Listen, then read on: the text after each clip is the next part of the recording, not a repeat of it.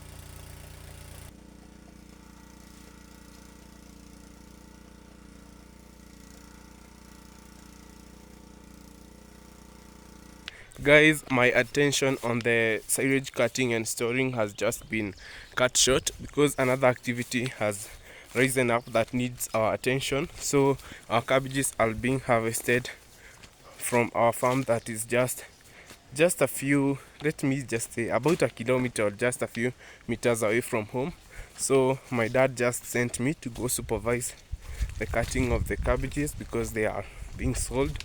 So I'm heading right there at the farm so that I can at least supervise and see how work is being done there as he takes care of the silage. So guys, when I'm back home, I'll be showing you how the silage process went through. But if I'm lucky enough to get there early, then I'll show you as the silage is being stored in the bags. Yeah, but for now I'll show you cabbages being harvested. So stay tuned and drop a nice comment for me. Yeah, so let's head there, guys. I'm working on pads that have separated people's farms. Yeah, and this is the nature of farming here. So the kind of field that you can see ahead of me is just like it's not a public road, but I can say it's kind of a road because it makes it easier when farmers are harvesting. Then their goods can come and be picked directly from the farm by the trucks. So yeah, you can see, guys, the shamba and the shamba on the other side, but right here at the center there is a path, a footpath. So guys, we are almost at the farm, so let's meet there.